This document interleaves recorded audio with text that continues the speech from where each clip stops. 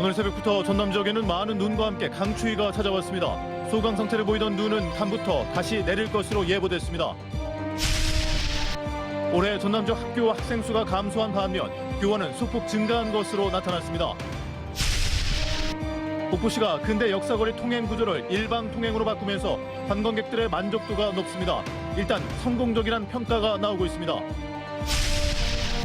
전라남도가 탄소 중립 실현을 위해 2050년 기후변화 대응계획 청사진을 마련했습니다.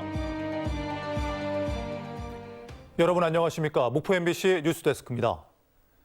오늘 새벽부터 전남 지역에 강한 바람과 함께 많은 눈이 내렸습니다. 영하권 날씨에 도로가 얼면서 교통사고도 잇따랐는데요. 소강 상태를 보이던 눈은 오늘 밤부터 다시 내릴 것으로 예보됐습니다. 박종호 기자입니다. 전남 지역에는 새벽부터 강한 바람과 함께 많은 눈이 내렸습니다. 영하권으로 내려가면서 올겨울 들어 가장 추운 날씨를 보이자 시민들은 장갑과 목도리까지 중무장을 하고 나섰습니다. 저는 6시에 나오는데 너무너무 춥고 미끄럽고 조심히 내일도 안 입고 내일을 입고 이라고 왔어요. 추운 날씨에 도로가 얼면서 크고 작은 교통사고도 속출했습니다. 무안에서는 17톤급 트럭이 반대편에서 오던 SUV 차량을 덮쳤습니다. 대형 화물차가 언덕을 내려오다 미끄러지면서 옆으로 넘어진 겁니다. 강진과 해남, 나주 등에서도 자동차가 빙판길에 잇따라 미끄러졌고 갑작스런 추위에 시동이 꺼져 차량이 멈추는 사고도 속출했습니다. 추워서 그런가 차가 갑자기 잘 안 나가더라고요. 잘 안 나가더니 갑자기 시동이 꺼져버렸고 시동이 안 걸려요.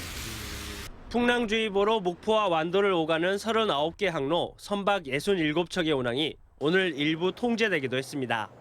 갑자기 추워진 날씨에 난방용품과 방한용품을 찾는 사람들도 크게 늘었습니다. 가정뿐만 아니라 사무실, 야외, 다양한 장소에서 사용할 수 있는 난방용품들을 찾고 있는 손님이 늘고 있습니다. 오후 들어 날이 따뜻해지면서 대설특보 등이 해제됐지만 오늘 밤부터 다시 최대 3cm의 눈이 더 내릴 것으로 보여 내일 출근길에도 운전하실 때 주의가 필요해 보입니다. MBC 뉴스 박종호입니다. 전남 지역의 학교와 학생 수가 감소한 반면 교원은 소폭 증가한 것으로 나타났습니다. 2022년 전남 교육통계 연보를 보면 올해 전남의 학교 수는 1,353곳으로 지난해보다 0.8% 감소했고 학생 수는 20만 333명으로 1.9% 줄었습니다. 반면 교원 수는 2만 2,288명으로 지난해보다 0.9% 증가했습니다. 신안군의 대표 명물 흑산 홍어잡이가 부진합니다. 신안군 수협 흑산 지점에 따르면 지난 10일과 12일 7척의 홍어잡이 어선이 열흘 만에 잡은 홍어는 1,300여 마리로 사흘 만에 1,000여 마리씩 잡았던 지난해에 비해 어획량이 저조합니다. 이는 잦은 기상 악화 속에 조업에 나서지 못했기 때문인데 어획 부진 속에 암홍어 8kg이 30만 원대 중반에 머무는 등 거래도 시들해 어민들은 이중고를 겪고 있습니다. 목포시가 차량과 보행자가 뒤섞인 근대 역사문화 거리의 통행 구조를 일방 통행으로 바꿨습니다. 관광도시에서 관광객들의 만족도가 높다면 일단 성공으로 보입니다. 양현승 기자입니다. 시간이 멈춰있는 관광지 목포 근대 역사 거리입니다. 추위 속에서도 관광객들의 발길이 이어졌습니다. 뭐라고 얘기해야 좋은가?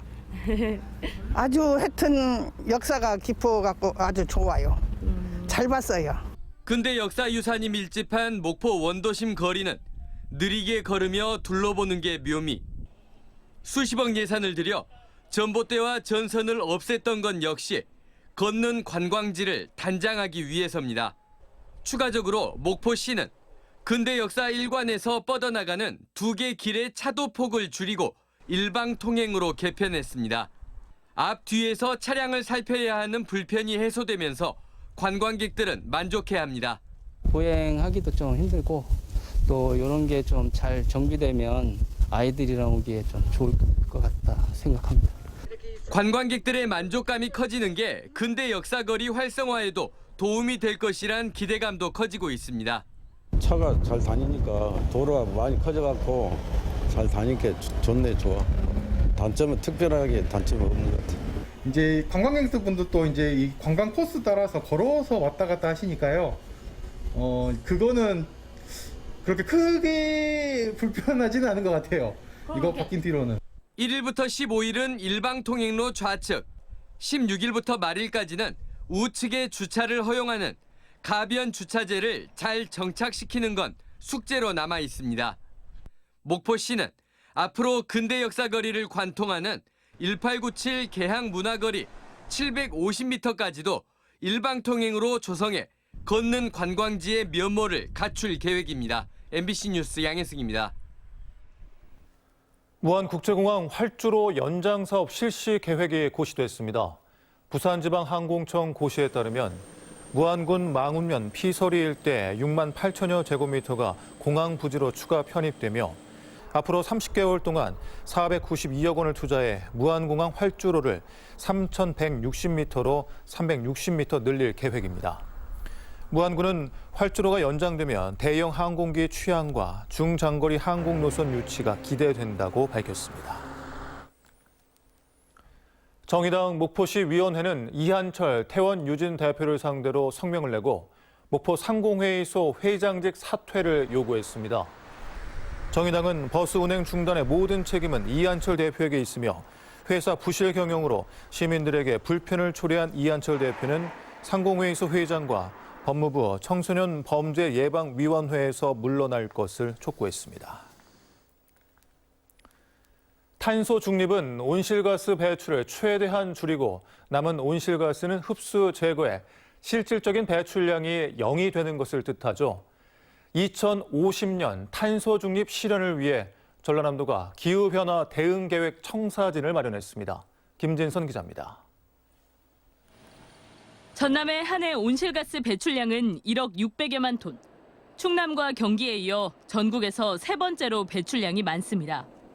부문별로는 산업이 65% 이상으로 가장 많고 에너지 산업과 건물, 농축산 분야 등이 뒤를 이었습니다. 특히 산업과 농축산 부문의 전국 대비 기여율은 가장 높습니다. 농림업의 연료 연소나 폐기물 매립에 의한 것들이 각 세부 분야별로 온실가스 배출량이 가장 많은 분야인 것으로 확인이 되었습니다. 매년 오르는 평균 기온, 길어지는 폭염과 가뭄 등 이상기후로 인한 피해와 무관하지 않은 온실가스.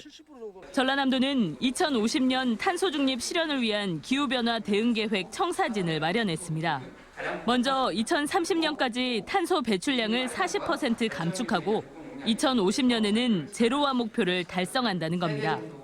신재생 에너지 발전 사업과 저탄소 산업 생태계 구축, 전기 수소차 보급과 친환경 연료 전환, 친환경 농업과 양식시설 확대 등 분야별 이행 방안도 마련했습니다. 저탄소 식생활 홍보와 나무 심기 운동 등 도민 참여도 이끌어내겠다는 계획입니다.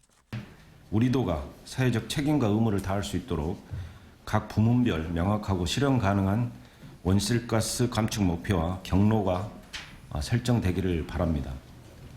전라남도는 내년 3월 정부의 탄소 중립 정책 방향에 따라 이 같은 용역 결과를 수정 보완해 탄소 중립 실천 계획을 최종 확정할 방침입니다. MBC 뉴스 김진선입니다. 법무부가 2023년 상반기에 외국인 계절 근로자 3,773명을 전남에 배정했습니다. 전남에서는 완도군이 1,009명으로 가장 많은 외국인 계절 근로자가 배정됐고 해남 396명, 공 311명, 보성 280명 등의 순으로 나타났습니다. 전체 배정 인원 중 60%는 농업 분야에, 40%는 어업 분야에 투입됩니다. 전라남도는 서울에서 수도권 투자 유치 설명회를 열고 포스코 홀딩스 등 3개 기업과 1조 2,751억 원 규모의 투자 협약을 체결했습니다. 이번 투자 협약으로 여수에는 폴리우레탄 핵심 원료 제조 공장, 고흥에는 호텔과 휴양 빌리지 등이 들어서게 되며 전라남도는 400여 명의 신규 일자리가 창출될 것으로 기대하고 있습니다. 다음은 희망 2023 나눔 캠페인에 성금을 보내주신 분들입니다.